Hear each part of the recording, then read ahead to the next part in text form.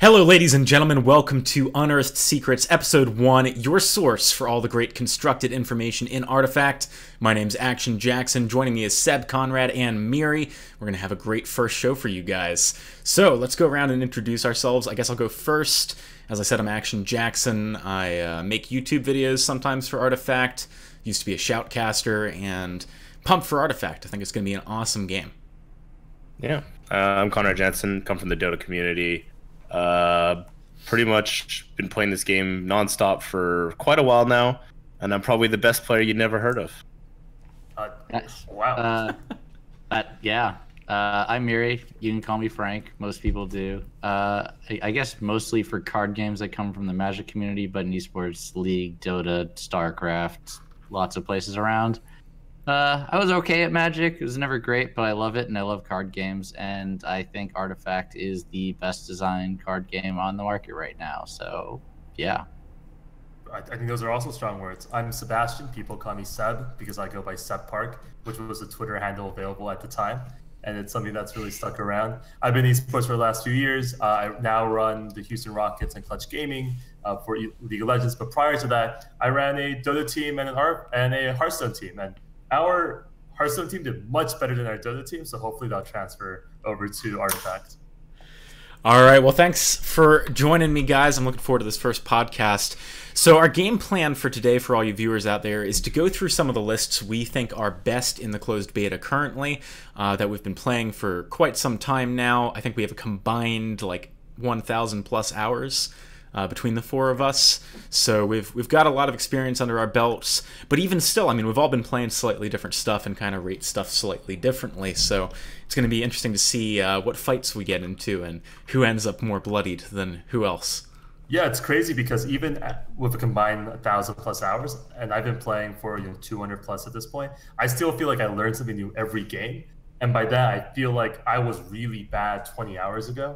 And I'm sure I'll feel that my current self is really bad 20 hours from now.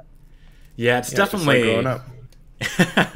It's definitely a thing. Right at the beginning of a game's life cycle, everyone's improving so fast, and all the decks are getting worked out pretty slowly. I think people are still discovering new stuff even now. I was playing against a deck on ladder, by the way, guys, last week that actually was making use of Arcane Censure and the Tyler estate. And I was actually I think you played that against me a few games. No, so I played a similar deck. This one was a black-red aggro deck that used the one that reduces both towers' mana. Oh, interesting. And siege effects. It was pretty interesting. I don't know. This is like Death and Taxes from That's exactly right. Yeah. Magic, right? Yeah. It's pretty similar to that, which is kind of interesting. I faced one of those against recently, but I don't think it was able to beat the screen deck that I was working on. So I'm curious to see if that actually has any results against any of these popular decks. Yeah, I think Go ahead. It's really hard. It's really hard to play that deck. I found part of, and we're gonna jump into this in a bit, but I felt really bad for them. The guy played it every turn, trying to keep me off my annihilation turns. And I was just like, well, I have 2 at any cost in my hand, so I guess I'll clear the board with -4 mana in play. So that's pretty unfortunate. Yeah, I definitely hate playing against at any cost in my green-black tempo list because of that exact reason. But in any case, let's get right into the decks that we've brought to the table. This is one I know at least a couple of us are big fans of. We've got blue-red control, or red-blue control, depending on which one's the 3 and which one's the 2 in that 5 hero slots. Typically, there's a lot of different ways this deck can be constructed, and I think that's kind of what's worth talking about here, especially in terms of heroes, whether you're running Kana or not, whether you're going for a hard control plan.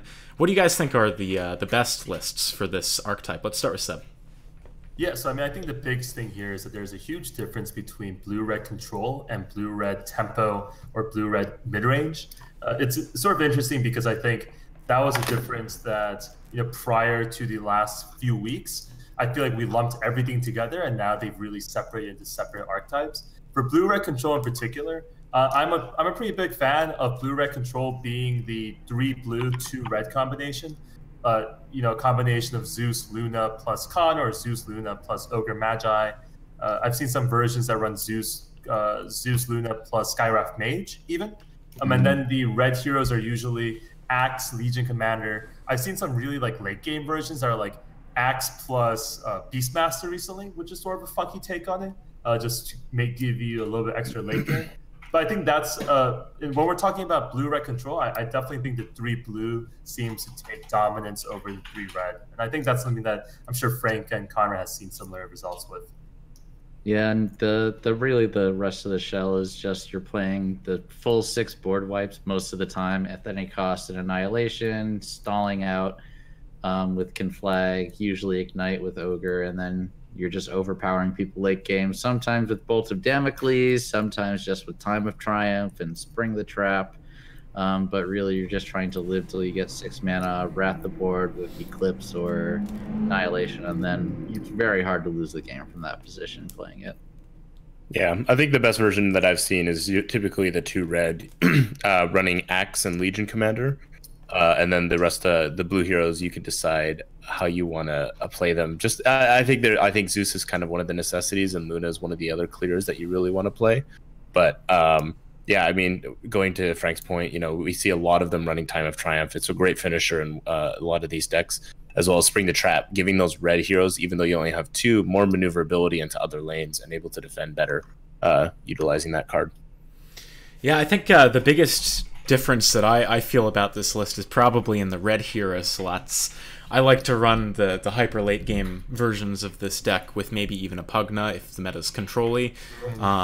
Also, Tide Hunter can be good here. I'm not a big fan of the Axe Legion Commander combo for the hard control list.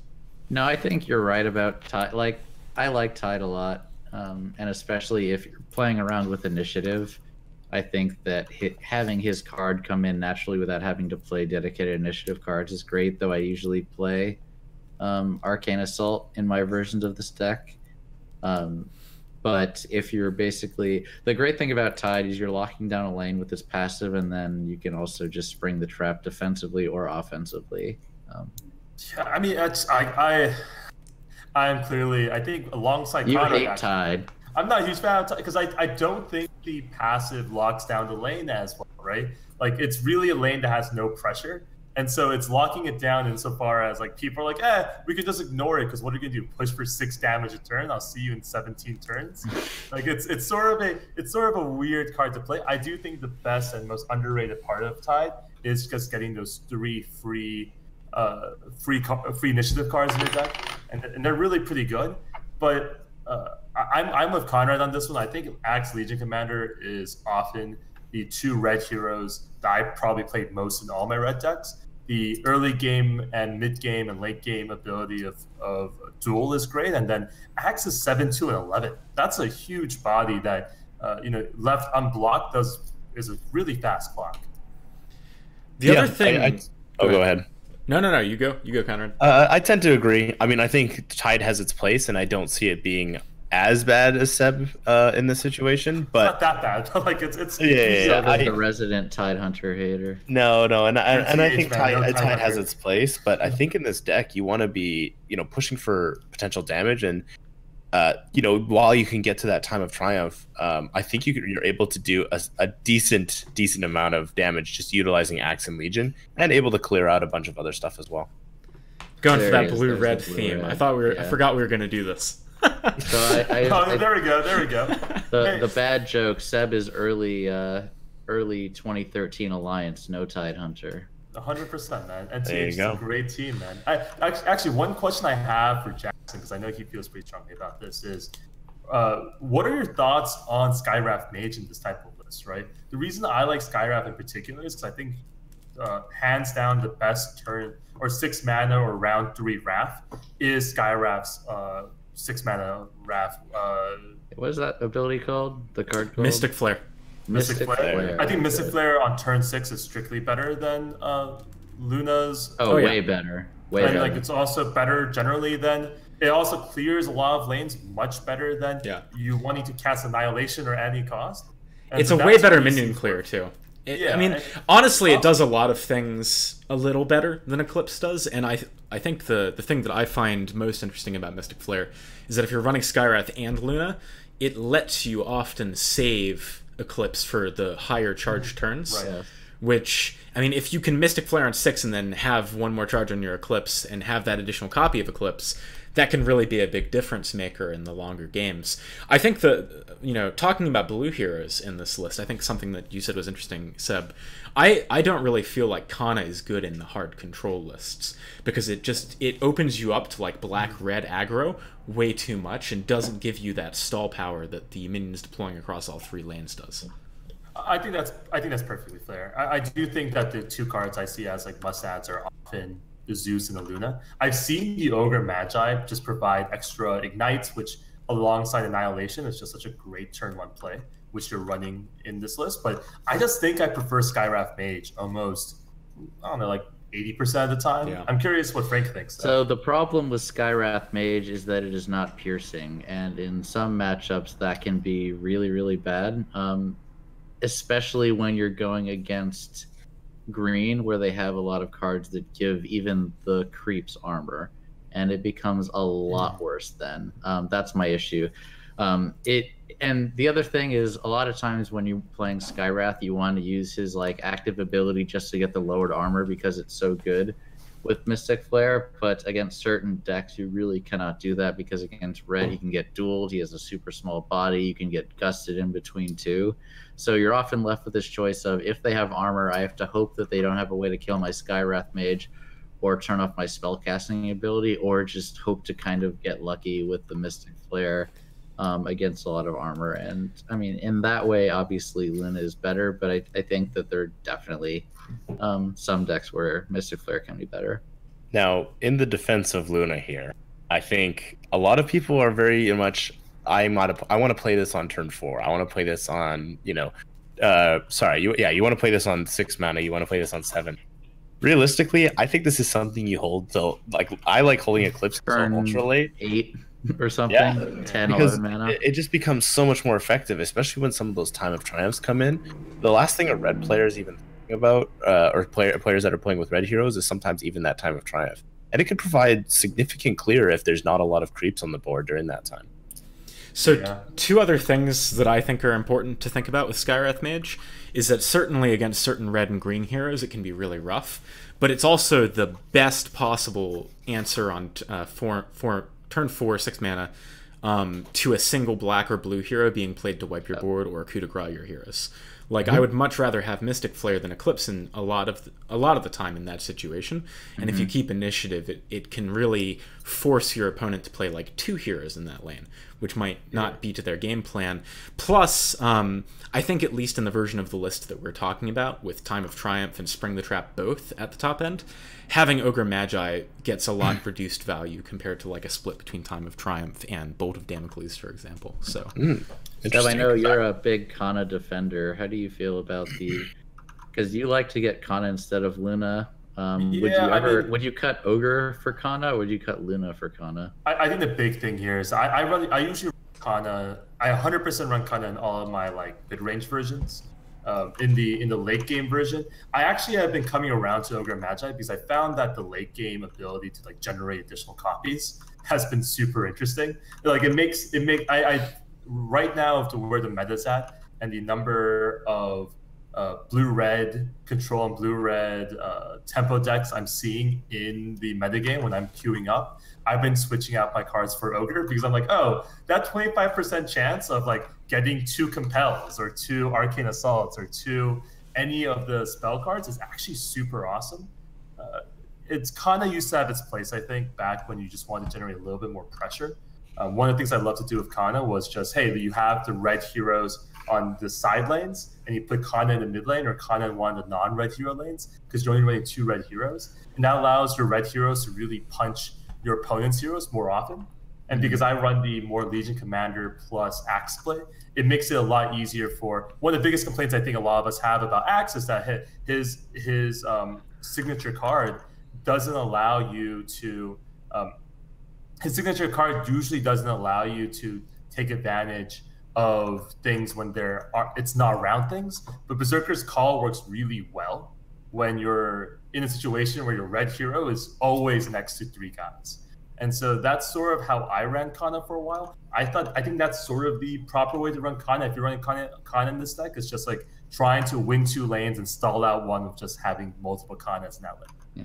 Can we use this axe point because you're like alluding to the fact that Beastmaster doesn't and move to green-red mid-range? I was about to say it's definitely time to move to the next list. So the next list we're going to talk about, guys, is green-red mid-range / green-red ramp. I'd argue these are 2 slightly different decks, but it's definitely a fuzzy line between them. And I think I actually forgot to add my green-red mid-range list to this list. You can. I'm going to do that while you guys begin talking about this. Obviously, real quick, green-red ramp was the list that had 3 copies in the top 8 of a recent tournament. The Artifact Shark tournament that happened about 2 weeks ago at the time of recording. So, definitely a list that's seen a lot of success recently. Oh, holy moly! It's so the ramp version is so explosive, man. I hate those like crazy draws where they can like go, like they have like multiple ramp spells and suddenly you're seeing I guess I'm dead. Yeah, there have been times, rare times, but sometimes where I've gotten to turn 2 or turn 3 Time of Triumph with this deck, and then it just feels completely unlosable from that point. Go ahead. I was just say that obviously, like the main reason to play all these green mid-range decks is because you're playing the triple Mist of Avernus and then triple Unearthed Secrets. But ramping to Time of Triumph or ramping to Cheat Death, or really ramping to any of these powerful spells is just really strong. I'm gonna say I don't like this version at all.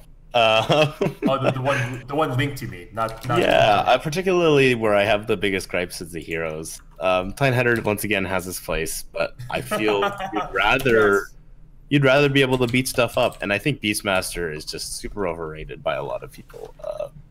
I know I'm the resident. So disagree. I just think I'd rather have other cards at 7, and I just don't think he's that good. He's a nice body. He does 5 damage. Great. That's about it. I got this creep once every 3 turns. Dope. Soft removal is just better than hard removal. Like, I would so much rather move a hero from a lane I'm trying to win than kill them. Even often if it is a lane which is not the perfect lane. Because that way they can't just deploy back there and fuck me over later. But it requires such a specific scenario of actions to happen.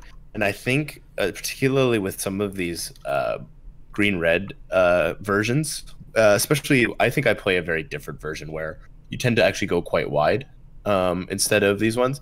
Beastmaster is not going to fit into that scenario because you're never going to get that Primal Roar. Have a look at the second list that I just pasted in here. So this is the version that I tend to like that one a little more. Yeah. There's some edginess in there that I appreciate. Like so why would you play? I don't know. Fight the Pain and then just not play Tide? That's what I was looking at this list and trying to figure out. If you're gonna go through putting 3 red initiative cards in here, why would you not just play Tide to get them for free? So I think Pugna, Legion Commander. So let me outline the list for the listeners at home. But basically, my list, the core concept is that it's true mid range, no ramp really. The idea is that you're trying to get the Enchantress and Omni Knight improvements / spells down to keep your red mist pillagers alive through combat, or cheat death to keep them alive through combat, and build a very wide board with like mists buffing them up every turn. It's also got Pugna, Legion Commander, and Beastmaster as 3 red heroes. And so the reason why I run 3 Fight the Pains rather than putting Tidehunter in here is I don't think that Tidehunter does a lot for the mid-range list. Like, it's very slow. I like it in control a lot. I don't really like it in mid-range. And I think that you need to still have the initiative cards, which obviously green doesn't, mostly so that you can actually play a cheat death before the opponent has a chance to do anything. Yeah, what surprises me about your deck, actually, in this situation, is that you run 2 Obliterating Orbs on top of their Smash Their Defenses. I just feel, once you have I think a magic combo of Smash the Defenses and Raise that I think even the testers have yet to figure out. I like to think it's 2 to 1. I think having 1 Raise is always nice. I like 1 Raise. I think it's meta dependent. If you're playing against a ton of green decks, I feel like Raise, you'll just play more of them. Yeah, and I think Smash Their Defenses is always going to handle a lot of situations. Typically, 3 of them will be fine. And and I'd rather just use that 10 gold to go to something else, such as Cosmine Hourglass, which I really like in this, and I actually run that in my green-red setup. But it all depends on kind of how you like to play the game, and that's kind of the most interesting part to me about green-red is that I think historically this was the first archetype that was kind of played, and this is what a lot of people played in the very first tournament. So it's funny that you say you've seen it a lot in the most recent tournament. Right. Because I feel that this to me is the like quintessential. Look, the green heroes are good and the red heroes are good. Gotta play this. It's got to be solid. Hey, I'm curious actually, because one of the interesting things I've seen in the earlier versions was they ran Tidehunter or the 3 initiative cards, but then they also ran 3 Stars Align in order to have just like the most absurd innervate type large turns. Have you seen that version recently? I haven't seen that one in like a really long time, but I always found those decks to be super interesting, where they go like innervate into mana the next they have things where they do not innervate Stars Align into playing Selamene's favor in a like lane 2 or lane 3 like turn 1 pillager, and I always thought those turns were super cool. I'm not sure how good it is. I haven't tested it. I've actually consistent. It's funny that you guys talk about this green red ramp. But I've typically only seen actually mono green ramp, and that's where I think it's the most effective personally. Yes, you get Time of Triumph, but I also like getting a nice juicy red drop, or sorry, not red, 8 drop creep that we all love and beloved. But I mean, it all depends on kind of how you want to play the game, right? Like I think when I want to be ramping and destroying stuff, I want a 14/14 creep with 6 siege, which is dope. And some people really like having Time of Triumph. Of course, it makes your heroes stronger, but sometimes I want my heroes to move around. I think that the reason to not do that is if black is prevalent, you'll be running into decks that are playing at least 2 copies of Slay, and that's a real feel bad, because you're not usually going to be able to gust and then make a 25/25 or a right. And I think that's one of those things where you're going to run into deck counters in every game type, in every card game that's known to man, and you just got to sometimes play around that and hope they don't have it. Remember, the chances of getting a Slay pretty early on is not actually super common. Decks are 40 cards and you only get what, 5-6 cards initially, 5 to begin with, and then you draw 2 each turn. 2, so 7, and so you got to play, and if you're able to get this ramp really quick, maybe they get your first one, but what about your second one? What about your third one? Stuff like that. Depends on how you play, of course. Yeah, it's interesting. I mean, the list that we have here for ramp also isn't the list that won the most recent tournament. The lists were almost identical between the final 2 players, the difference being Magnus and I think Omni Knight, interchanging between those 2. So Jackson, I wanted to ask for your list, and really there's a lot of differences, but remember, we'll get to it later, but Omni Knight's spell on 4 seems to be extremely powerful. Oh yeah.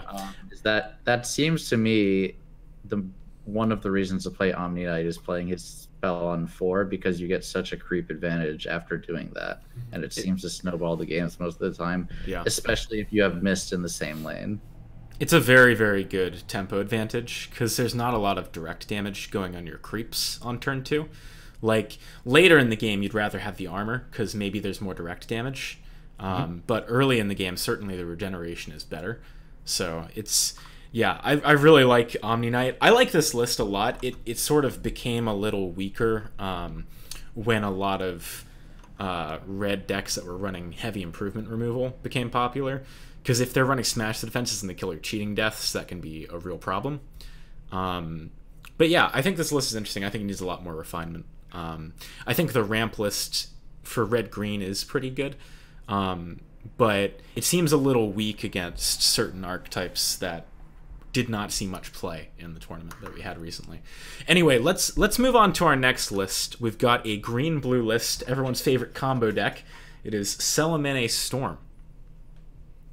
And my list is not tuned, so don't pay no attention, guys, to the list that's in here, but just talk about the deck in general, because this is me just like totally metagame calling and hoping that this would get I people. love the Ricks. Talk to me about that. Why is that in your version? So because really the important thing is you're just trying to gust and go off. A lot of times, one, you can put Ricks. He's going to be in play every turn of the game, so you're always going to have a gust in whatever lane you want because Ricks is easy to kill off. Two, Rix's card is almost like the 4/6 copies of Gust because a lot of times you really only care about silencing one of the heroes anyway. So if I was going to build Solemnity Storm, I would want max amount of silence as possible so that you can't get your Incarnation slayed, so you can't get Gust in response, so one of your heroes can't get dueled. I just want to be able to go off safely, and I think that this is one of the ways to do it. And to be clear to the viewers, Mirhi is playing Drow Ranger also. So Yes. this is, and actually the biggest distinguishing factor here is that you're playing 3 green, 2 blue, rather than that's mostly the Embers. to be able to always be able to play one of those silent spells, and then the one kind of tech in here was cheating death, because a lot of ways people have to deal with this deck is something like Assassinate or Thunder God's Wrath or something else that can go cross lane. So it's a little bit of a hedge for that too. It seems important to describe why we call it Salamene Storm, by the way, for those of you who haven't seen this deck in action yet. Frank, correct me if I'm wrong, actually thinks this may be one of the secretly going to be super broken decks in the metagame. Correct, Once people get there. But the core concept of this deck is that it runs Incantation of Salamene. Is that the best way to pronounce that? Incarnation. Incarnation. Oh, okay. Well, that fake leak didn't do much good in terms of spelling. Anyway, you play this card, you basically play a bunch of card draw, a bunch of damage, and you create a bunch of guys that just punch people in the face and do 40 damage or do 80 damage, depending on what type of lane control you're doing. And it runs a really interesting blue control shell with a lot of different interesting card draw, as well as, like you said, green to prevent your opponent from interacting with you, which is the best type of combo deck, right? The uninteractive ones. Yeah, I'm looking at this list more, and there's definitely things I really like about the skew that you have here, Mirhi. It seems very heavy on blue cards, considering only 2 blue heroes are in this list, though. It is. So the balance might be a little bit off, but I feel like the way to tech with this deck is that you need to borrow a lot of the green cards in order to make the combo more resilient, because with this, it's definitely slower. It's definitely... it has more gaps in the mid game, whereas usually in the mid game this deck is actually pretty solid. But it's more of a pure combo, because you guys also see I'm running Howling Mind in here. Right. So it's this is pure combo. You're trying to get to a place where you can stars align and then put down Incarnation and then go off really quickly, which is not necessarily what this deck is always about. A lot of other versions of it will just, play like a normal game. You're just kind of like a green-blue mid-range deck, and then, oh, by the way, now I have Incarnation, make about 20 wolves in a turn and do 60 to the tower. It reminds me a little bit of Protein Hawk, right? The old legacy deck. Yeah. Protein Hawk Flash deck, where there's some versions that were super combo-y, and if you disrupted it, it would die, and some versions that were trying to be more mid-range and resilient. What were you saying, Conrad? I think I would replace all 3 Howling Minds in this deck personally with Unearthed Secrets, funny enough. I think they're just as effective, and if you're running more green in this situation, it's just because I like that. I personally just feel that a lot of these combo decks right now are giving up so much in the hopes that you just destroy them in 1 to 2 turns, depending on the situation. But I really like seeing these combo decks. They're really interesting. Kind of when they were developed, there was a lot of discussion on what makes a good combo deck, and and I love seeing the more mid-range one. I like seeing this version with a little bit of a different flair than the standard, and I'm curious to see kind of what maybe finalized copy ends up looking like among some of the more I think after people have been honing this for such a long time. So real quick, I just dropped my version of this in here. Talk about 1 or 2 things, and we'll move on to our next list. The version I like is actually less combo and more like the combo as a finisher rather than the combo as your whole game plan. And so it has, for example, Corrosive Mists in it. It tries to be slightly more fair, I would say, and less greedy. Definitely. I certainly think that your list merits some trying out, though. I think I'm going to give that a shot pretty I soon think here. it's definitely untuned for sure, because I believe I am not a very good combo deck builder. But I think that if you're just trying to get people with cards that they're not expecting out of the Salamani deck, that you probably want to lean in this direction with a little bit more tuning. I didn't actually think about Unearthed Secrets for some reason, and I immediately think you're right that that's probably better than Howling Minds most of the time in this deck. Didn't think about Unearthed Secrets when that's the name of our podcast, man. How's that a thing? Great. All right, let's move on to our next list, guys. Before it's time. It is Matt, oh, that's an amazing color. red.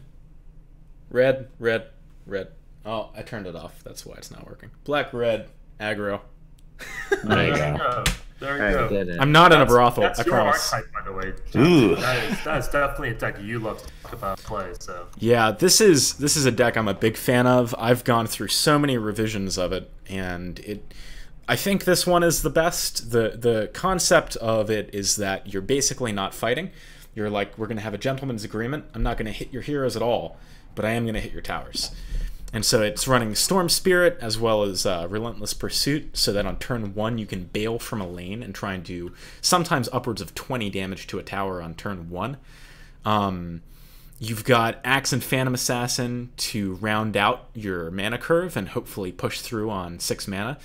And it has a lot of effects that just kind of add redundant ways for you to deal damage in the mid-game.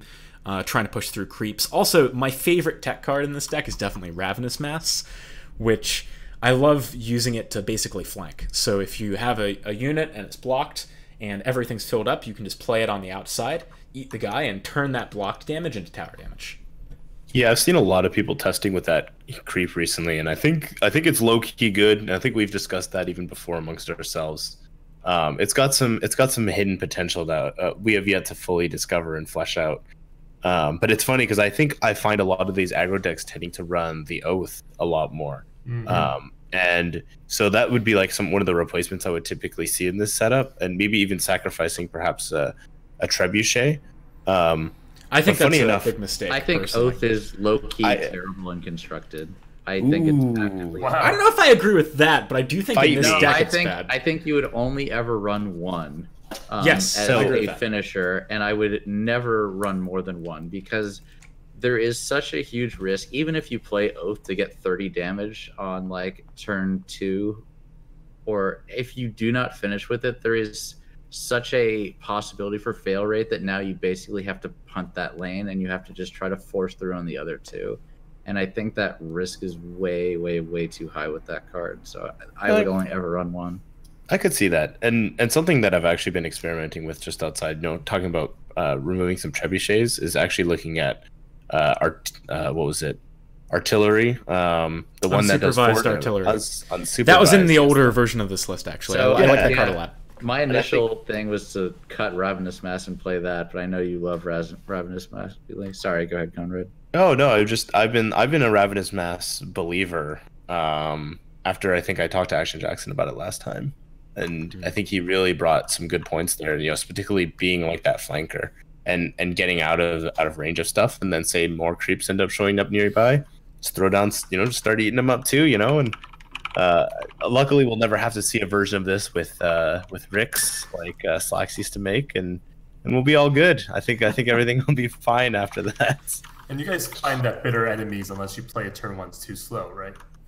I actually think Bitter Enemies is a little better than people give it credit for. It kind of serves the same purpose as Trebuchets in this list. So the reason why I wouldn't make the Trebuchets Oath swap, going back to your point earlier, Conrad, is that Trebuchets are actually like super critical to this deck. Having the ability to push through an early Vesture over time, and basically slow your game way down because you've had a couple of bad spawns or at any cost was messing you up, is really important. And actually, if you ever just end up in a long game where they're kind of low, trebuchets are the way you finish that game, and your entire goal is just to stall at that point. I won a game on 13 mana with the trebuchets, just ticking them down from 11 recently, and it felt really good. One thing I wanted to bring up, was the item choice in this deck, which usually people run the same basic items. You get some blink daggers, some damaging walls, some cloaks. But you were running Keen Folk Musket and Assassin's Veil in a deck that's not meant to kill heroes. And I'm assuming, and you can correct me if I'm wrong, that Assassin's Veil is to deal with unlucky arrows on heroes because you're trying to get face damage, and Musket is to clear out creeps so that you can get face damage. But those are both very true, but there are circumstances where, because you're not trying to kill heroes, they don't lose blue heroes on turn 2, and if you can kill them on turn 3, you get 2 turns. So you're not trying to kill heroes, but sometimes it's right to kill heroes. Like, if you can kill a blue hero on turn 3 and they don't get it until turn 5, that means that you skip the annihilation turn and you get 2 turns of tower damage. So that can be very key, especially if you don't have a 6 mana play already. Like, if you're on 5 mana and you have the opportunity to Assassin's Veil into a blue hero and kill it, or maybe even a black hero, maybe even a red hero. Probably not a green hero. Who gives a shit? But you know, if you have an opportunity to clear out that threat that you don't feel confident you're going to have an answer for the next turn, it can be pretty good. You can probably also clear out like round 2, the 5 mana turn, right? Because then you gain 2 turns as well, so they won't have it turns 6 mana or 7 mana. Yeah, if they for some reason miss their 4 mana turn 4 play, 6 mana turn, then you can. Real quick before we move on, I just want to open the floor to any other variants of this deck. We've talked about mine a lot. I saw this whole Tyler Estate thing going on last week. I thought it was interesting. I was at the time experimenting with 3-color and 4-color decks, and so it felt pretty good to me. Just relative strength kind of things. But I've also seen, for example, like an aggro gold list, kind of a hybrid between this list and actually the next one we're going to talk about, that I think Swim and Vin Kelsier came up with, which seemed pretty interesting too. I think that originally when Arcane Censure and Tyler State were released, a lot of people very publicly said that both those cards were terrible. And I think that that's flat out wrong. I think that you have to build around them, however. And very similar to the magic curve of 1-drop, 2-drop, 3-drop Armageddon, that you're trying to do something very similar in those decks where you want to have early pressure, do damage to the face, and then cut off your opponent's ability to cast spells like Annihilation. Or even Conflagration.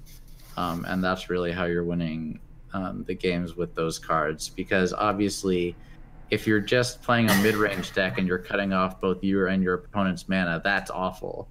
But if you're going under them and not giving a control deck the ability to get to the cards that really matter in the matchup, then that can be extremely impactful.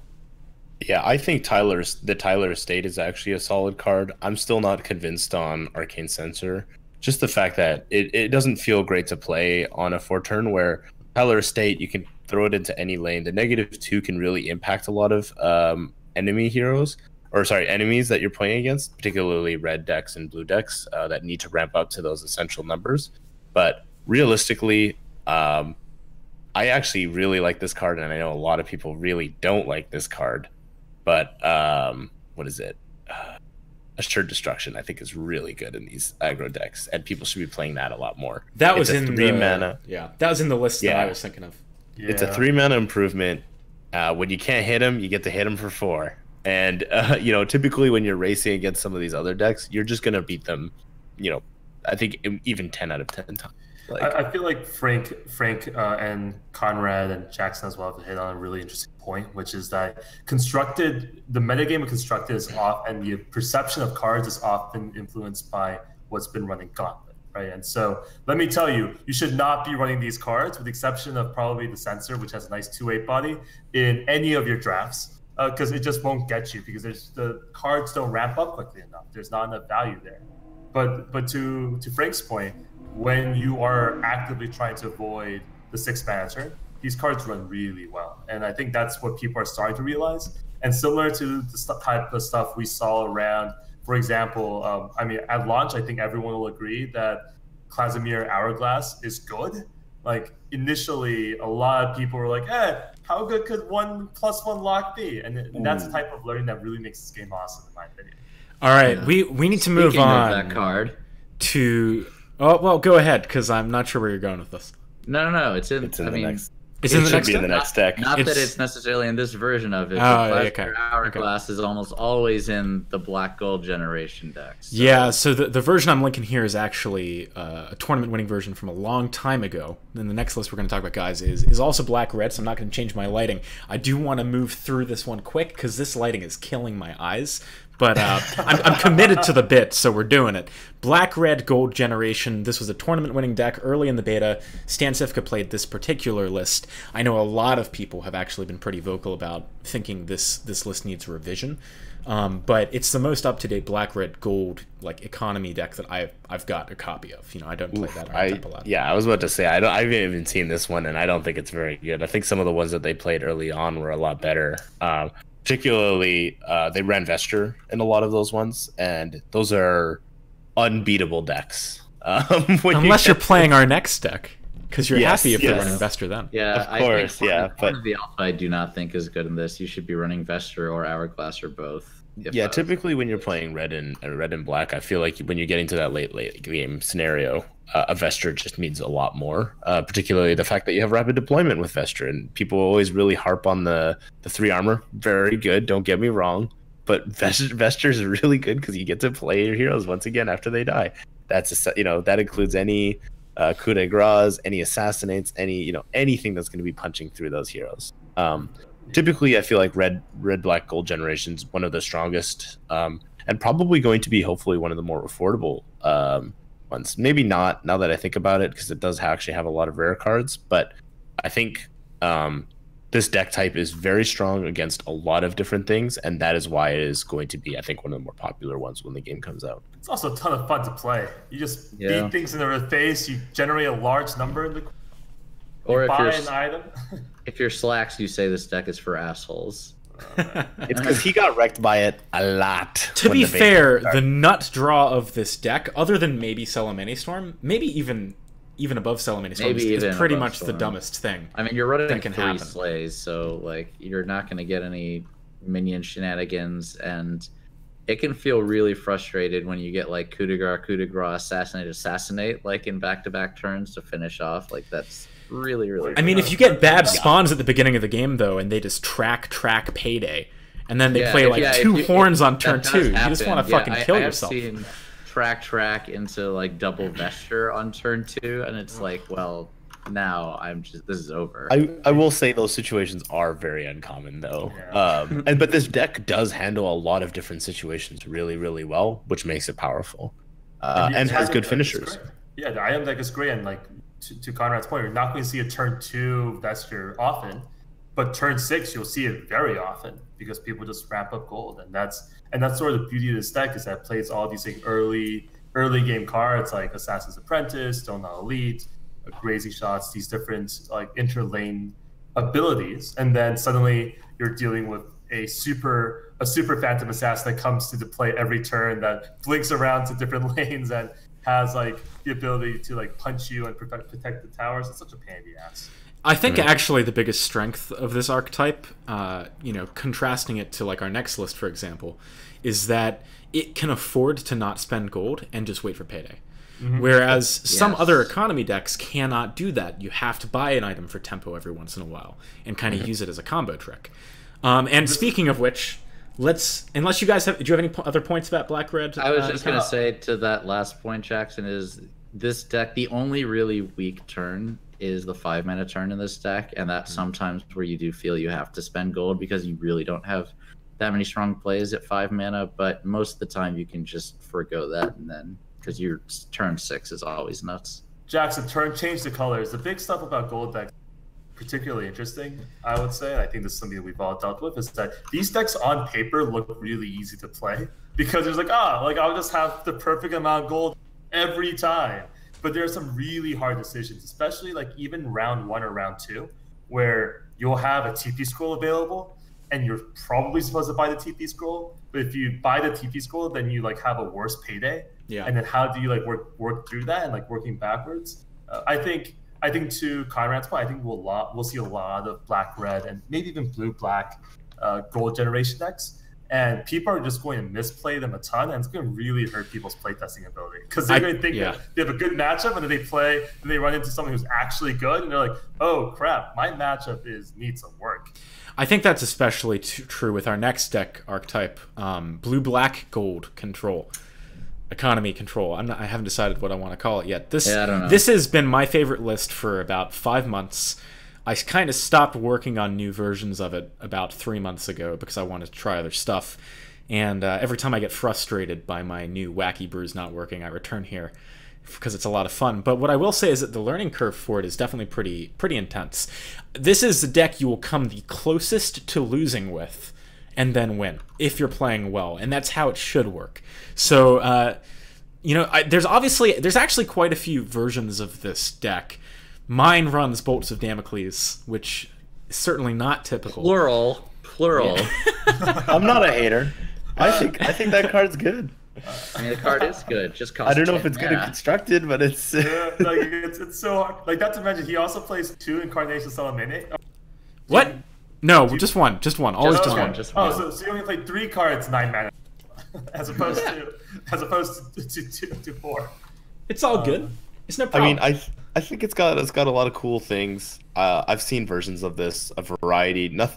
Not too many playing for the ultra late like this one, but I think there's a lot of really, really strong versions of this where gold generation, a lot of gold generation can provide a lot of really, really powerful play coming into like the late game. And if you can get to the late game, particularly with Clazermine Hourglass and Vestures of the Tyrant, you're guaranteed to make it to the late game almost. And these decks start becoming a lot stronger. And those cards like Bolt of Damocles are the finishers that you need because they're either super wide or they got huge bodies right in front of your blue heroes, and then suddenly just zip zap, you're winning the game. The thing about this is that if you weren't running bolts, at least in this version of the list, and that's why I'm saying there's lots of versions of this list, but in this version, which is really playing for the late game, if you're not running bolt, you'll survive until turn 10 no problem, but at that point, Time of Triumph will start ticking you down, and you have to have some kind of a clock, and that's actually what bolt offers you. I've been speculating that maybe there's a 3-color deck in here somewhere that just runs Time of Triumph instead of the Incarnation, and maybe one of the bolts, but I haven't had a lot of time, at least in these past couple of weeks, to really go down that road. I think that some of the lower to the ground lists can certainly be very good, but the way you actually end the game, I think it's kind of hard to find that answer, if you're playing something that's a lower to the ground, because blue-black doesn't have the best finishing moves outside of maybe the Oath if you're playing like a Kana variation or something. Yeah, I agree. I think that just to clarify the major difference between the blue-red and the blue-black, the main reason to play blue-black is because you're getting N1 for me. So that once you get the first Fester of the Tyrants, that can often just end the game on the spot. Sometimes I've even seen you do this, Jackson, where you're playing Ogre in this deck so that you can get extra copies of N1 for me, which feels really, really, really, really bad if you're just like going lane to lane and getting increasing amounts of Vesters of the Tyrants, but you don't even need that because really 2 Vesture of the Tyrants I feel like is enough to win this game. And the other really frustrating part about playing against Vesture of the Tyrants is especially in combination with Annihilation, because they can just Annihilation with no fear because they always get their hero back and you don't. So they actually are coming out ahead by wrathing the board. And it's interesting because you'll see that on these types of decks, particularly, especially if you're running Vesture, that people will save Annihilations for ultra late game scenarios because you have such a heavy advantage coming back in right away versus having that extra turn delay. It's a massive tempo advantage when you get to do that. Honestly, outside of the bolts, that is probably your real win condition. Like just being able to wipe and then hit someone with like an Apotheosis Blade or play a Horn the following turn on a blank board. By the way, like this is not even that hard of a take. This is going to be the most expensive deck in Artifact. I'm calling it right now. Like, how many rares are in this one? I mean, all of its items, right? Like all of its items. All the items are played in multiple decks usually. Like you're talking about like Clazemir Hourglass is going to be the most expensive uncommon in my opinion. That we'll see. It's going to be one of those like rare uncommons that are valued at that high It's level. like Fatal Push now in Magic. Right. It runs Annihilation, which makes it more expensive than what you see in the red-black version. It runs Bullet of Damocles, which is going to be expensive, but Vesture might be straight up the most expensive card in this game. And I think I it will agree. be. I agree. Yeah, it will be. And it's all, hey, you guys heard it here first. Like, go long on Vesture. I'm gonna pick up my 20. I'm gonna pick up my 20 sets on open, right? Yeah, like, if they have foils, buy 50 sets of foil. right. Irons. And on top of that, like, it's like if that wasn't enough, like Apotheosis Blade, which is running a lot of versions, is a rare. Horde of the Alpha, it's a rare. Like, Yeah, it's and So- this version even runs Incarnation of Cellophane. right, also a rare. Like, Real quick, by the way, on the topic of Apotheosis Blade, I actually believe that that is a way more key card in this list than I'm giving it credit for in the version you're seeing here. I think it needs to at least be a 2 of, because the thing this deck struggles most with is green-blue and cheat death, or green-red and cheat death. And if, like, you don't get that advantage of the whole Annihilation Vesture interaction if you can't deal with their improvements. That's a good point. Which is actually one of the reasons why I think maybe a triple color version with red is just strictly better than this, like in theory. But we'll again, get I back haven't- to you on yeah. that, right? And, Like, and something that you may also want to look at is just putting more items in. You know, there is a 9-item limit, but these gold decks are not limited by. But you by want your gold. Vestures immediately. Like, Of you course, list of them Play- out. course. I feel like you could play 2 orbs, or even just 1 orb. I mean, just so you I, have it. I don't even know. I wouldn't even know if I played Orb. I just played good items. Just lots Yeah. of good items. this is Yeah. the rare deck, the blue black version, not the black. Yeah, I would not do that in black red either. But Yeah, the blue black that's- version, you might want to play 12, 13 items. It's an interesting idea I hadn't thought of.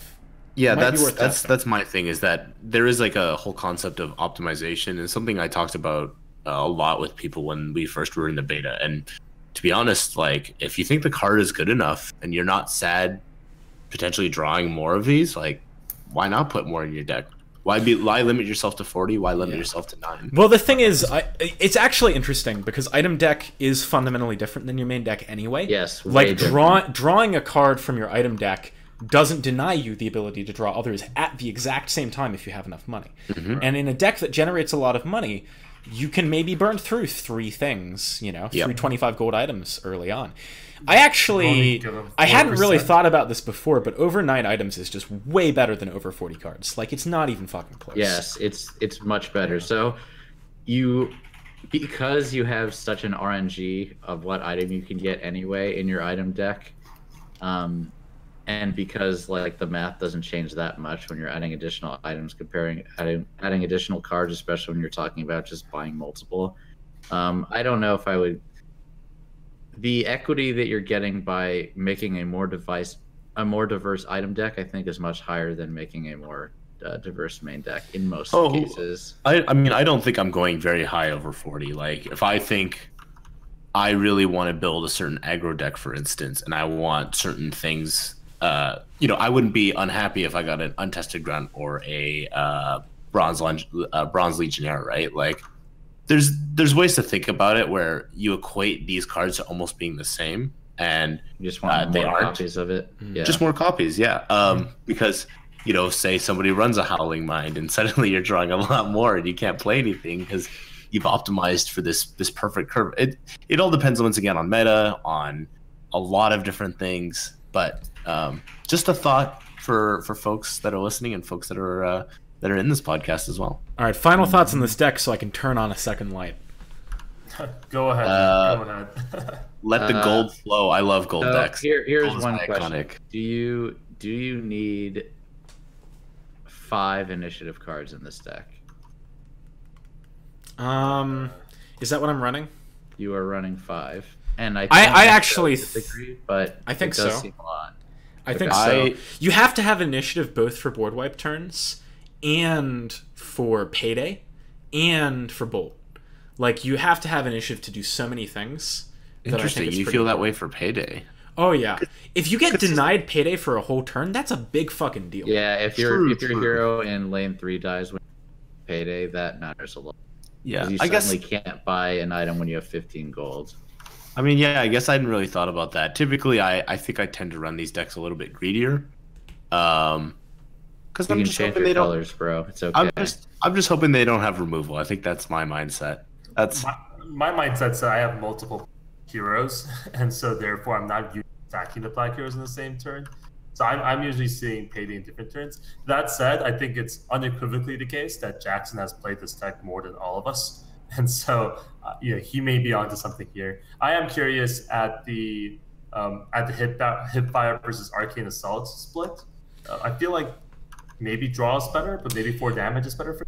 That was actually a difference that was in the original list up until pretty recently. But something that I identified is that Hipfire is just better tempo, and it lets you run 3 black, which gives you access to like more robust heroes that essentially serve your hyper late game focus actually better because you need to survive the mid game.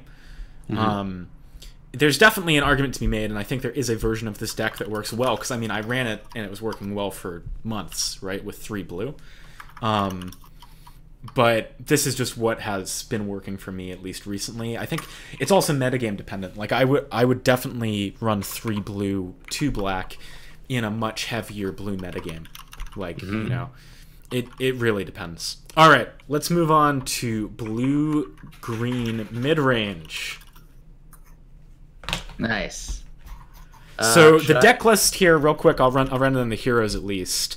And I'm not sure where this list came from. I don't think I've seen this one before, but I kind of like some of it. You have seen this before. Oh no, we played this just recently. You were running your head into a wall against it. Yeah. Well, to be fair, that first game, and Conrad knows this, I made a big misplay on turn 2. But Luna, Omni Knight, Treant Protector, Drow Ranger, and Prelex. Mirhi, why don't you talk about your list here? So, first off, yes, Prelex. I have not heard almost a single person other than me think Prelex is a good card. It has a terrible body. It's a 3/5, which, correct me if I'm wrong, I believe that is the weakest in the game. 2/5 is the weakest. Weakest in the Crystal game. Maiden, man. Crystal Maiden's slightly weaker. Okay. And Venno, right? I mean, I consider anything Venno's at 2/6. 5. Oh, Yes, okay. So and I talked about this with Jackson off show, but I'll talk about it on here. Obviously, you're playing the Mist Honor Secrets like every green deck, but the real trick to this deck is that you can get away with playing Prelix on the turn, as you say, and not on the river. So you're playing him on turn 2 because of Omni Knight and Omni Knight's card. So because of the fact that Omni Knight's card lets Prelix live against most heroes, and because of that you can set it up in a lane that will matter, getting Prelix down early is really, really strong. It snowballs the advantage extremely quickly, especially in combination with things like Dimensional Portal and Mist of Avernus. And the other cool thing about this deck is ramping to 6 mana, which I've been thinking about the Luna in this deck a bit, and I'm actually starting to consider the fact that Luna might be better as Skywrath Mage, simply because ramping into Mystic Flare is better than ramping into Eclipse. But either way, this deck is playing Thunderstorm, so you can ramp into Thunderstorm, clear a wave while having Prelix in a lane, and it's very hard for decks to recover from that. Turn 2 Mystic Flare is so much better than turn 2. Yeah. So here's my only issue, I think, with this version of it, is that you might not necessarily get the signature card for Omni Knight. What do you do in that situation? You put your Prelix in a less optimal lane where it's guaranteed to live. You just have to try to get it to a creep. Most of the time. Yeah, go ahead. Sorry, something I would consider actually changing is getting Enchantress in there instead.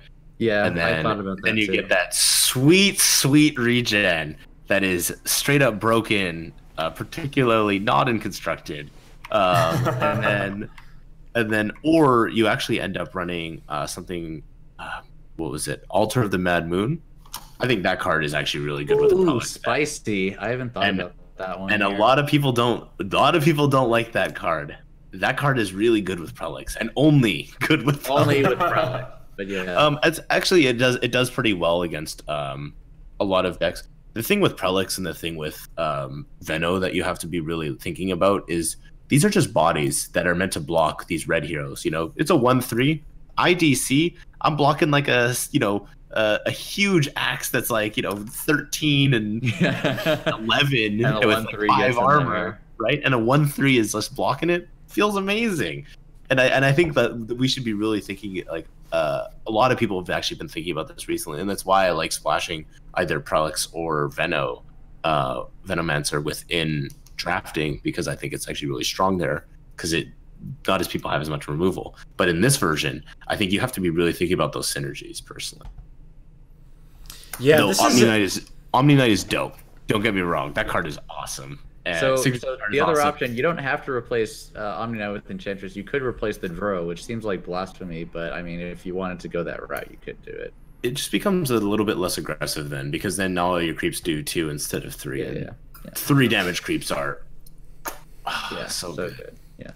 I really like this list. I have to admit, when I first saw it, I was very cocky going into the match. I saw the Prelix, I was like, no problem. But then I realized, you know, the whole ramp into Thunderstorm thing, that's pretty gnarly. Like, there's a lot of great stuff going on in this list. I really thought it was difficult to deal with, and I'd like to see some more iterations from you on it. Yeah, I think that this could be better tuned, because even when I threw it together, I thought it too. But I realized that these synergies in this deck, it just has a lot more going on than it looks like, and it almost is like death from 1,000 cuts.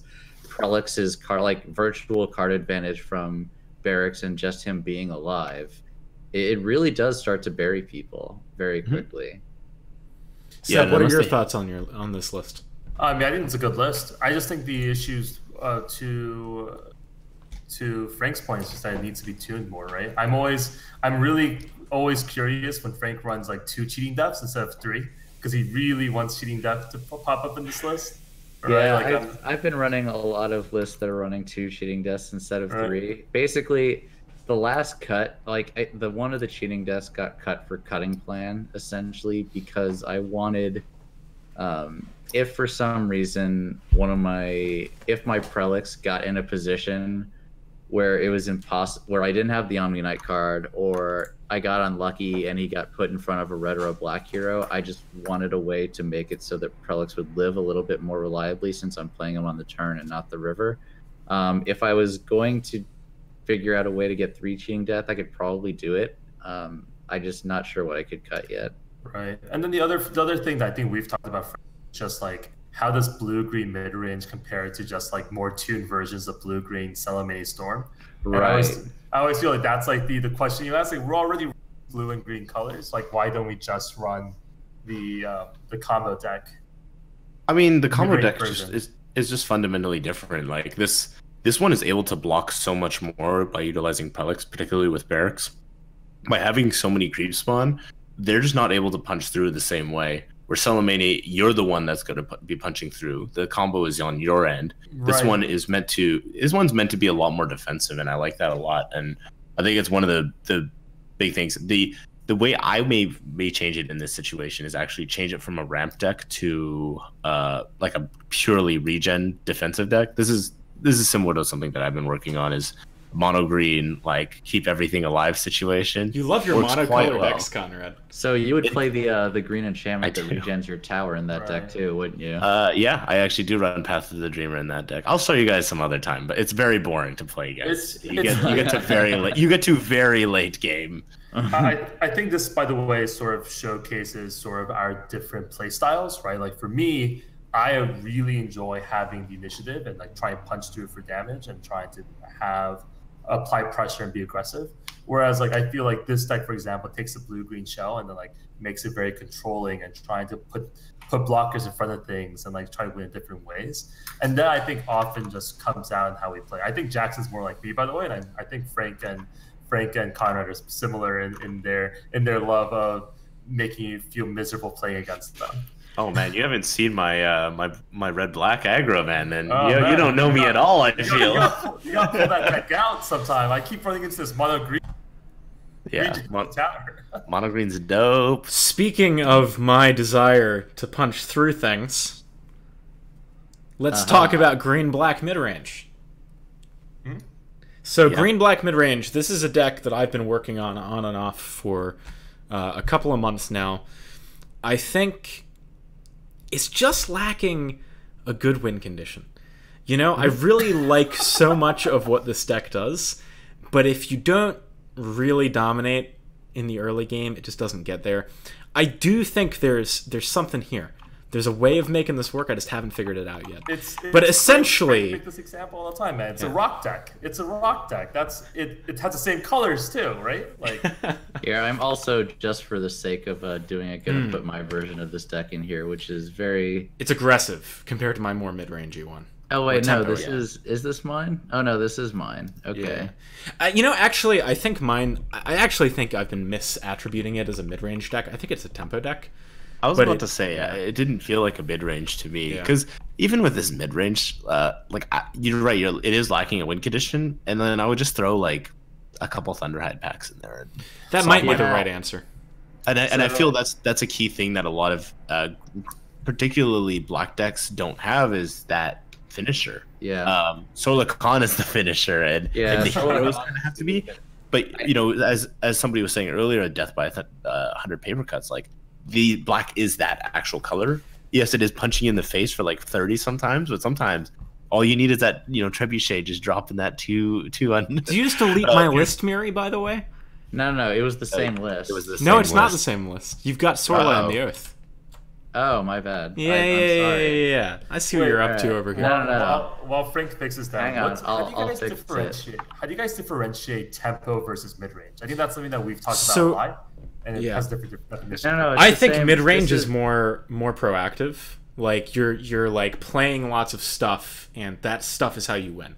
Whereas tempo is more disruptive. It's like, I'm going to reduce your mana on this turn so that I have an edge, and I'm going to get value somehow out of that. So, for example, like Lion is in my...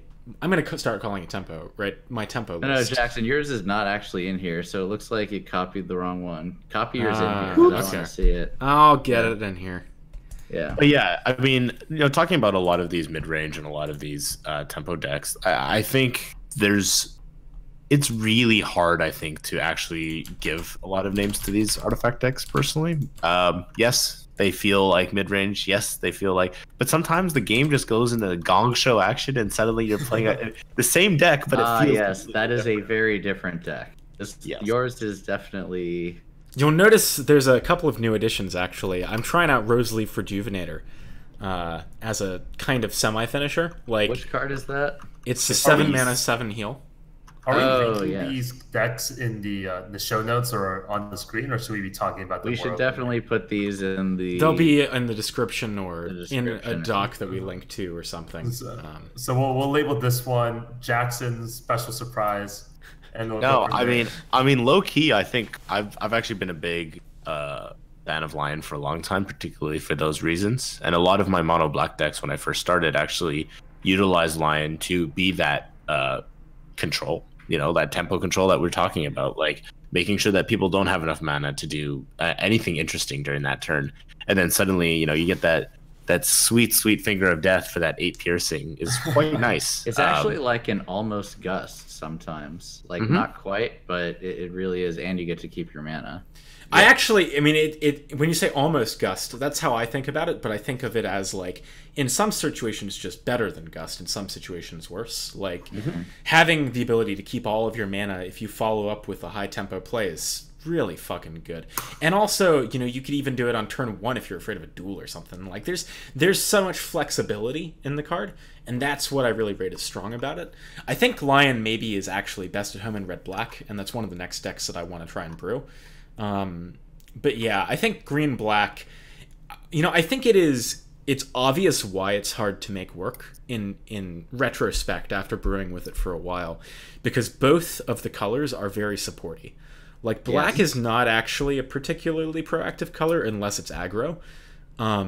It has a lot of cards that primarily actually are utility-based. Like, hero killing is a utility-based thing, has tower damage, it has tempo, like, it has so many different things it does. Green's kind of the same, like, it's very utility focused. And if you just mix 2 utility colors, like, what are you trying to accomplish, right? I mean, you basically become Junder the Rock. Like, so speaking about earlier when we were talking about killing blue heroes on the 5-mana turn or turn 3, that's what my version of the deck really is trying to do. You can coup de grace a turn early, which can take blue off of their 6-mana play, in order to get more damage in, with, in this case, Sorlikon, and then Turo on creeps. But I actually think that what you're saying, Jackson, is true. Like, basically, you're just trying to outvalue. It seems weird to think of outvaluing people in artifacts, but that's kind of what these decks are trying to do to a certain extent. No, definitely agree. All right. Any other final thoughts on green-black mid-range before we move on to one that we have so many lists for, and one card we can't talk about? So keep that in mind. Which card? What mana cost is it? I'm highlighting it in the list on the far right. Yes. Yes. Let me double check. A personal favorite of mine. Oh yeah, whatever. That card's Wow. Like it's so I would say this is red blue tempo. Okay, we're moving on then. Yeah, we're moving on. Okay. All right. Change it up. We're doing red blue tempo. Oh, nice. You got those colors. Is that better on your eyes than this one is not as bad. I'm going to change it around though. Now that I think about it, I like the brighter color in front of me. Yeah, this is nicer. There you go. Nice. Yeah. Okay, so red blue tempo, right? Yes. Last time we all had a chat about red blue, we talked a lot about red blue, and I think a big part of what we were chatting about is how to differentiate the different archetypes. I would say the differentiator between red blue control and red blue tempo is in tempo you typically run 3 red heroes, and in control you typically run 3 blue heroes. Tempo is trying to be much more proactive. Yeah, I think the difference is literally it's red blue tempo, red control. Like I think that has to be the nomenclature difference between those two decks. In a deck like red blue tempo, you're running Axe, Bristleback, Legion Commander turn 1, and those guys are going to hit the board, punch people in the face, and do a lot of stuff.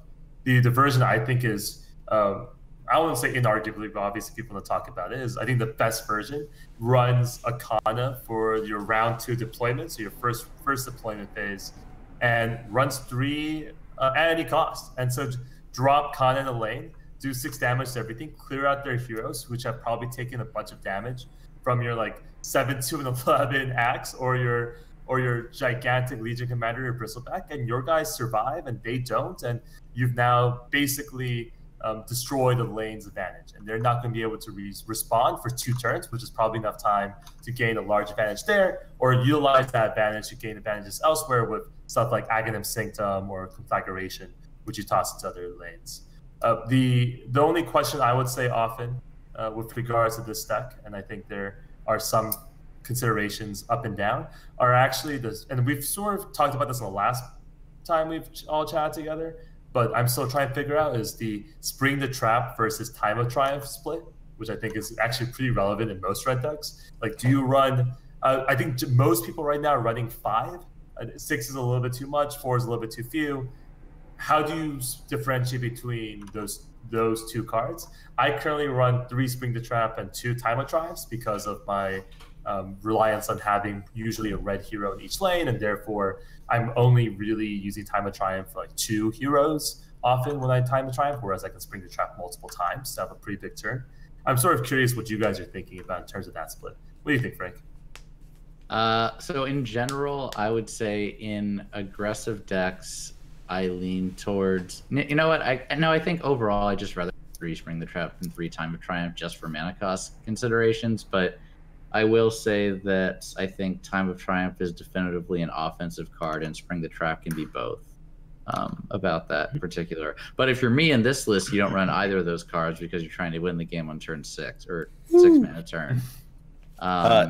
My version of Red Blue Temple is you're killing heroes on turn 1, maybe turn 2, and then you're just going face with everything because I'm running like lightning strikes and shit. So it's a little bit different. Yeah. To go back to that Spring the Trap, Time of Triumph, I think this deck definitely has to run 3 Spring the Traps. You need that ability to move between the lanes, and this is one of the few cards that allows you to play these 2 centaurs in any lane if possible. And because you're limited by the Kana particularly, I think it's almost a necessity. And then Time of Triumph is just a nice, kind of almost typically a finisher, or gives you that advantage to help you finish the game. Where Spring the Trap, like Frank was saying, can be defensive or offensive. I typically like it in the defensive manner. Yeah, I think Spring the Trap as a 3-of just makes the most sense. Like, it is a true tempo card, just fits the archetype better, and lets you play more than your 7 mana into a lane on a specific turn, which seems like the stronger play to me. Yeah, I think that's sort of the split that most people have come to, both and in tempo, right? Because like our blue-red control deck also runs 3 Spring the Tramp plus 2 Time of Triumph, which I think is probably proper. The only other thing I'd add, which is something that you see in a lot of decks right now, the item set that I run currently runs 3 Stonehawk Cloaks, 3 Magic Mauls, a Casimir Hourglass, 2 Blink Daggers. I think that's actually incorrect. I think you, at this point, want to reduce the number of Stonehawk Cloaks you have. And so it should run 3 Blink Dagger, 3 Casimir Hourglasses, 1 Stonehawk Cloak, and 3 Magic Mauls. I'm curious what your guys' general like deck composition is. I think that's a really big meta consideration, personally. Like, if you're coming up against a lot of heavy control decks and there's a lot of Lunas going around, Stonehawk Cloak is just so freaking good. And most of those decks don't, unless it's black-blue control, don't actually win unless they kill your heroes. And, like, you know, if you have a Stonehawk Cloak, they're just not going to kill your heroes a lot of the time, because we're able to play those Stonehawk Cloaks on like turn 2, and our heroes don't die for ages. Right? Yeah, I love Stonehawk Cloak right now because I keep playing against the mirror, and it's like really annoying to play in Stonehawk Cloak in the mirror. But I can totally see the argument otherwise. I personally like the Quasarmine Hourglasses. I actually would run 3 in this setup and run 2 Stonehawk Cloaks and 1 less to Magic Mall. I think that's the right amount. I think that what you're saying is Hourglass is a better tempo card if you're trying to win the game by 6 or 7 mana. But if you're going later than that, you want Stonehawk Cloak. I mean, I think it has its potential even later into the game. Just the ability to prevent players from playing any cards, and particularly if you're able to get multiple Quasarmine Hourglasses, which this deck tends to do. Just because you have the beefy red heroes at the beginning, they're able either to take them out really early on, or in late game, you know, provide you with enough gold that you're generating a significant amount, and then suddenly now you're going to be able to be locking a lot of cards for 2 turns. It just completely changes the way the game is played, because, you know, like we were talking about how Spring the Trap is a really nice 7 mana card. Now maybe they're forced to play a bunch of other, you know, things that aren't going to be playable during that time. It completely changes the dynamic of this game. I think it's fair. I think maybe both is the right answer. Real quick, I want to mention, so we've heard of 2 variants of this list. We've got almost an aggro variant with like Poise to Strike and Lightning Strike. We've got a very like mid-rangey but still pretty tempo-y version that Seb mentioned. And then we've got the version that I've put here, which I haven't play-tested a lot, but about 7 months ago I thought it was great, which is running Sucker Punch and a card that's not revealed. Yeah, so Ooh. we can't talk about this version of the deck. And there's a really big, it was a really big thing, and we can't talk about it. Yeah, it's fine. I will talk about one thing about this deck that I really like. We can talk about the 5 heroes. I want to talk about the 5 heroes, because you got Luna, Axe, Beastmaster, Jamoy, and Legion, and people were like, why would somebody play Jamoy? That's a basic hero. That hero's garbage. Now, low-key, Jamoy might have one of the best signature cards. Jamoy Buen. Jamoy's card is great. And his card is fantastic. And it's the ability, it gives you the ability to adjust the arrow of a card, whether that be ally or not. And that, to me, is really, really strong within a lot of these setups. There are cards that allow you to do that, but they are color-specific. Yeah. Particularly, I think there's one in red, and I think there are some there's some in blue and red. So that's the reason I was drawn to the deck, not through Jamoy, but I'm achieving the same thing through Messenger Rookery, which lets you basically have that effect every turn. And if I'm running red-blue tempo, I think that, Jackson's adding Jamoy is fine. You could do Jamoy, you could do Rookery, but I think you want some number of that effect, because you want to kill a hero on turn 1. Like, you have to do that with these decks. So you have to kill something on turn 1. Oh, interesting.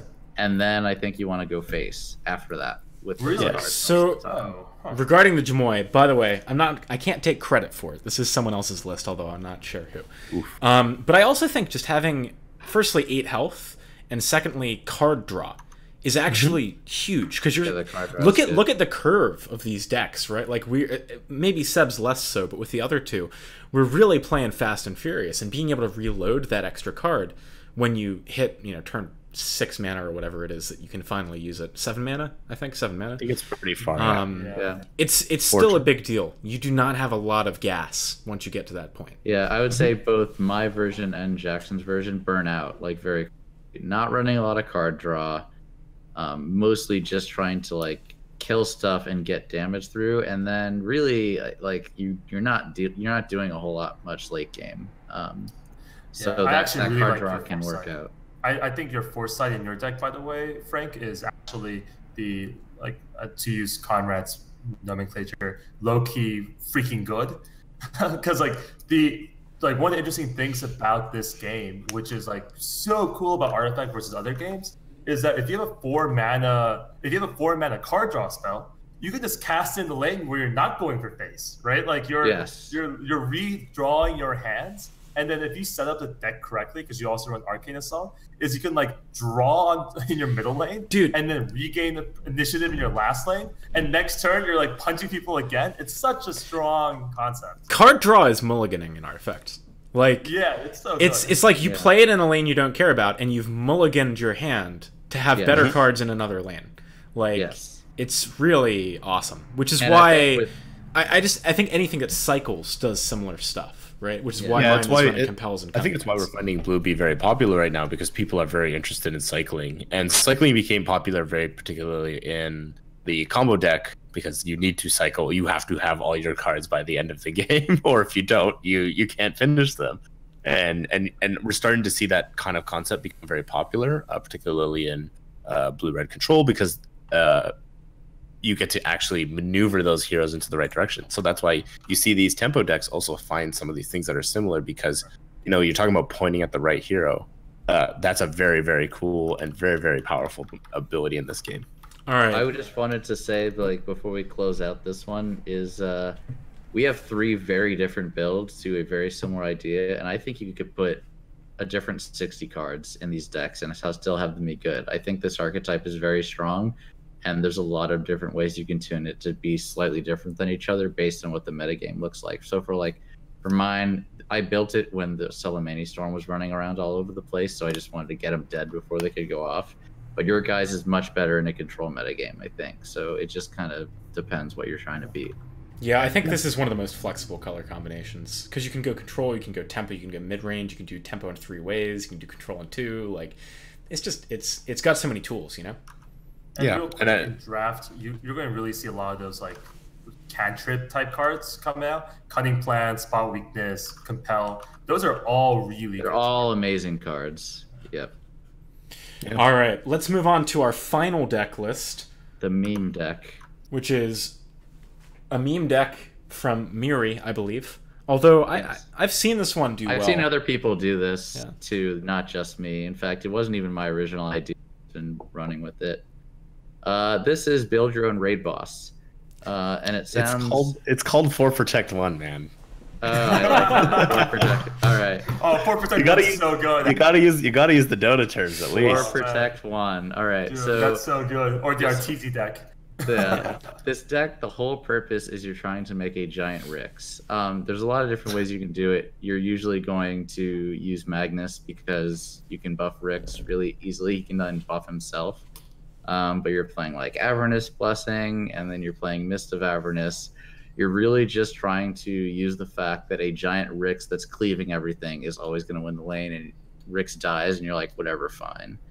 It's very similar to the green-red mid-range decks that run around, but your inevitability is the fact that Rix is just going to be huge, and you can put him wherever rather than having inevitability through other things.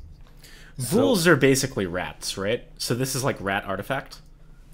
Yeah, sort of. Yeah, if you wanna lean into that, I appreciate it. Yeah. So you got rat Dota, you got rat artifact. No problem. Yeah, I think my problem with Rix decks right now is, what if they don't face you head on? I found that to be a big issue whenever I build some of these. If they run from Rix, you mean? Yeah, pretty much. And Rix usually can't ramp up to the point where he's single-handedly taking a tower. It is possible, and sometimes, you know, especially the green archetype allows you to push very heavily if you have a lot of creeps in that lane. You know, if you have a Mist of Avernus and that kind of stuff, it blows up. But the problem, this is like where I almost kind of like green-black a little bit more. Doesn't let you get as much buffs, but you end up actually like cooing your own Rix and stuff to get him to where you need him to go. That's some edgy, like, 4th dimension, galaxy brain level. Yeah, stuff like that, you know. not recommended advanced moves, as they call them in I Artifact. think splashing black could be interesting to like payday towards Apotheosis played on Rix. That could be awesome. Ooh, that's spicy. And I think one of the key things is that Apotheosis Blade procs on Cleave and Magnus decks. Oh God, I didn't know that. Those are delicious. Just to let you know. Great. Yeah. Frank, by the way, this is probably the only list you have, which I think is one of your most 2 lists, where I'm actually super happy you're running not 3 cheating decks, right? Like you're running 2. That's so correct in this deck. I have seen us play this matchup before where cheating deck screws you because the Rix won't die. Because Rix doesn't die. Yes, that has happened before. And so I like, unlike your other list where I've been a pretty big anti-2 cheating deck list, I think this is like the ideal deck to run fewer cheating decks. Yeah. For sure. All right. In the end, this deck is a meme, and it's probably not as good as green-red mid-range. But hey, you can get some people with it. You can have fun with it. That's the most important thing. Yeah. All right, guys, we've gone through all the lists that we had prepared for this. Let's now quickly run through everyone's top 3 for the release of Artifact. And I'll quickly qualify what I mean by release of Artifact, right? These are decks that are going to perform well on average. That's my criteria. These are not decks that are going to do the best in tournaments where everyone's good players. These are not decks that are good budget decks. These are like, on average, anyone who picks up this deck, how are they going to perform win rate against wise? the field. Against the field. Assuming they play it well, right? Like we can't assume that they're going to play it poorly. So. Yeah, we can assume they're going to play it averagely, right? That's the idea. Like an average player. Yeah. So I'm going to go ahead and start. I think that red-green ramp is really straightforward to play. You have a very linear strategy. You're not trying to do anything crazy. And if your strategy doesn't work, you still end up playing big threats at some point. So it's not like you don't get to play your game. So I think red-green ramp is a very easy one for me to put on here. I think black-red econ is also going to be on the list because I think black-red econ has kind of like a bell curve in terms of how well it's going to do. Like at the beginning, it's going to be really powerful because people can't deal with the pressure of the heroes. Then as people get better and people don't understand the complexities and intricacies of the deck, it'll be kind of whatever, and then it'll get better later. Oh, an inverted bell curve. Yeah, sorry, yeah. A trough. And then I think, the last one is actually kind of hard. I think maybe Salamene Storm, counterintuitively, is going to be performing well on average because people won't know how to punish it to begin with. And so they're going to get to go off when they shouldn't get to go off. And it's a deck that's being covered pretty heavily. And I think it's going to, propagate through the metagame, and people are going to become familiar with it kind of quickly. So those are the 3 that I would pick. Conrad, you up? Yeah, I mean, I'm a big fan of red-blue control Kana. I think, personally, that deck, every time I've seen it, ends up being kind of one of the strongest decks, especially if you learn how to play it well. It's not very easy to play, but if we're playing it averagely, it's one of those decks where it's like a build order almost in a lot of other games like StarCraft. If you just grind it out, you're going to learn how to play that deck and play it really, really well. I think red, black, gold, it's a very straightforward deck. It protects you from a lot of different stuff, particularly the Vesture variants. And I think those are going to be 2 of the strongest. Now, the third one, it's not on our list, but it is very similar to what Jackson said. I think mono green ramp is going to be a very, very easy deck. Okay. It's very simple. It's very straightforward, and you don't have to think that much. Maybe that's the best way to put it. Like it is almost like playing other games where there's like very clear moves, and very rarely in mono green do you have to be like out thinking. You're just playing the best cards that you can play there in that time, and it's still really strong though. All right, so I'm gonna stay with Econ, but I think the blue-black Econ control deck is going to be the one. Now, there are a lot of ways to mess that deck up, but on a pure power level standpoint, it seems to have better late game than anything, and even though it has huge weaknesses early and mid, all you have to do is survive to get a Vesture, and it just feels impossible to lose from there. So that's the first one. I also think green-red mid-range / ramp is just so consistent against the field. It's good against almost everything. Being able to condemn items in that deck is significant when we're talking about econ decks being pretty prevalent in the meta, and the combination of initiative plus kill spell or gust or whatever means that it's going to be able to have a lot of game against decks like Storm, and then like the black hero kill decks. And then I think blue-red control, for like all the reasons we've talked about. It's just, it very much is very similar to all of the blue-white X or Grixis control decks we see in Magic, where if you get enough reps in it, it becomes so automatic for you to understand all the different plays that you have on the early turns, and then the late game is so unstoppable that it's really hard to lose from there. Yeah. Yep. That seems reasonable to me. I think it's important for us to differentiate the red-blue mid-range deck that I think is sort of my list that we've been talking about, where that runs the 3 red heroes to start off with, and then a Kana plus a Zeus, versus some of the more tempo decks that are trying to hit face. I think that's going to be the best deck in the game. I like, to Frank and Conrad's point, it's just a deck that where if you learn some heuristics, you'll be really good at it, and then every rep you get, you'll be even better over and over again. It's a lot of fun to play. It's a deck I've put probably the most hours into, and it's a deck that, like, frankly speaking, I have something like absurd, like an 85% win rate against like the entire field with. So I think that's going to be a really solid deck. My second deck is actually blue black gold. I actually think that deck is pretty insane. I think people, like you said, are gonna have a hard time playing with it, but there are too many turns that are just so good for that deck that even if you're not piloting like Jackson is piloting it, you're still going to get there a lot of the time. And I think that's really cool to see. That was very kind to say. Wow. It's something that I think about a lot when I think about the metagame, which is the same reason why blue-green Salamene Storm is my third deck. Because similarly, you don't have to pilot it perfectly. You're just gonna have some insane turns where you Diabolic Edict into like putting 20 cards into, or 20, like go like 20 wide, punch someone in the face, and they're just like not going to have a wrap spell that turn, and then you move on to the field. And so I think those are my top 3 decks. I think if I had to go 2 more and you can cheat a little bit, it's like red green ramp or mono green ramp. I think are 2 decks. So. Whew, I'm back. Yeah, no, I think all those points were pretty good. I'm surprised to hear so much black-blue, personally. Like, I think that deck is really hard to play well. We're probably biased for having played against I think it's because we're so good, well, you know, bro. But assuming people play it well, like, it just seems really hard to beat. So I wanted to say, it seems like two of us said Storm, 2 of us said green-red ramp, 1 mono-green ramp, 1 red-black econ, 1 blue-black econ. So it was 2 blue, what black about, econ. Yeah. What about and 3 people said blue-red. I didn't. Red 3. blue, yeah. There's 3 red blue, right? Oh, and then blue-red control, yeah. Or tempo or whatever you want to call it. That's the thing. Yeah. It's so hard to put stuff into these bottles. I feel like I said this earlier, and I think maybe this is just me trying to be a little edgy, but like they don't always fit. You know, sometimes you just don't get the right cards, and I think the best decks happen to be balanced for a lot of different situations. They can be aggressive if you decide to play them aggressive. They can be control-y if you want to play them control-y. But they all need finishers. That's the one thing in Artifact you need. You need a finisher card. Decks that don't have it suck. I tried it. Don't work. 100% why. That's why I think black-green has some real game, because even without finishers, I've done pretty well with it. Like maybe like a 50% win rate. So there's got to be something that can go. I think that Conrad's onto something by adding the 8-man.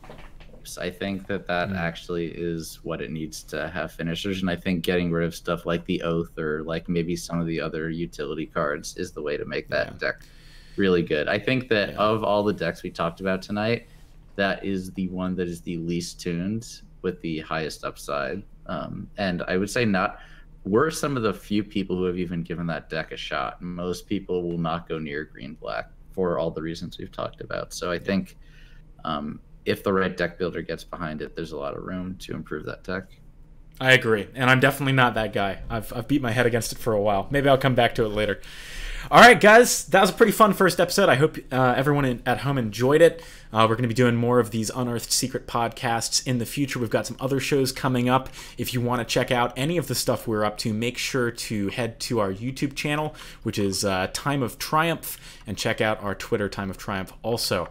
Hopefully we'll get the next episode out pretty soon. It's not that long until we are actually able to really be playing the game for you guys, and I'm sure all of us are planning on doing a lot of that, right? Yep. Many streams. 100%. It's going to be a lot of fun. Hey, Jackson, if we want to find you on Twitter, where do we go? If you want to find me on Twitter, you can check me out at twitter.com/AJ_casts. My Twitch is twitch.tv/AJcasts with no underscore. And let's go around. Let's see who else has got some social Conrad, media. you up? Mine's super boring. It's just my name at Conrad Jansen, Janzen, for all the non-Americans out there. Edgiest thing you've said all day. And if you're looking for me on Twitch, I'm just Conrad, because that's how I roll.